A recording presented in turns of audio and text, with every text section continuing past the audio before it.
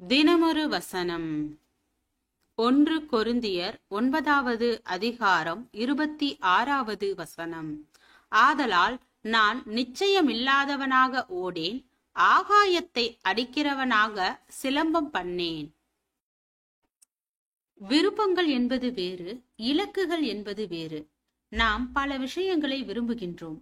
ஆனால் விரும்புகின்ற யாவற்றையும் அடையவில்லையே என்று வருத்தப்படுவதில்லை. ஏனென்றால் விரும்பின யாவற்றையும் நாம் எப்படியாவது அடைய வேண்டும் என்று குறிவைத்து செயல்படவில்லை. இலக்கு என்பது நாம் அடைய வேண்டும் என்று விரும்பிய ஒன்றை குறிவைத்து செயல்பட்டு அடைய விரும்புவதாகும்.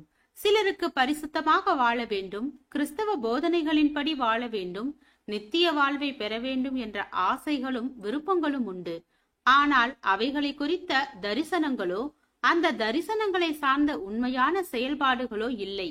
ஏனென்றால் அவர்கள் விரும்பியதை அடைந்திட இலக்கு அமைத்து செயல்பட முன்வரவில்லை. இது அப்போஸ்தலனாகிய பவுலின் வார்த்தைகளின்படி பார்த்தால் ஆகாயத்தை பார்த்து சிலம்பம் செய்வது ஆகும். வாழ்க்கையில் இலக்கு வைத்து செயல்பட்டால்தான் எதையும் சாதிக்க முடியும். வெறுமனே மன விருப்பங்களையும் ஆசைகளையும் சுமந்து கொண்டு வாழ்ந்தால் ஒன்றையும் சாதிக்க முடியாது. என்னுடைய ஊழிய பாதையில், பிரதர், உங்கள் ஊழியத்தை தாங்க எனக்கு நல்ல விருப்பம் உண்டு, ஆனால் சூழ்நிலைகள் சரியாக இல்லை என்று சொல்கின்ற பலர் உண்டு. ஆனால் அவர்களில் பெரும்பாலானோர் விரும்புவதோடு நின்று விடுவதாலேயே எதையும் செய்யவில்லை என்பதே உண்மை.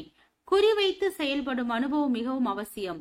இடிந்து கிடந்த எருசலேமின் அலங்கங்களை கட்ட வேண்டும் என்பது நெகேமியாவுக்கு வெறும் விருப்பமாக இருக்கவில்லை. அது அவனுடைய இலக்காகவும் அதுவே அவனுடைய தரிசனமாகவும் இருந்தது.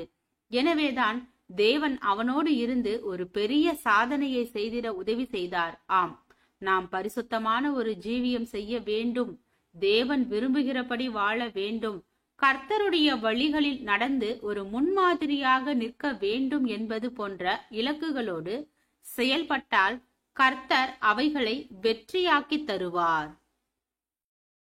ஜெபம். தேவனுக்கு ஸ்தோத்திரம். தேவனே, நாங்கள் எங்களுடைய வாழ்க்கையில் ஏற்படும் எல்லா சூழ்நிலைகளின் மத்தியிலும் தேவ சித்தத்தின்படி வாழ கிருபை பாராட்டும். ஆமென்.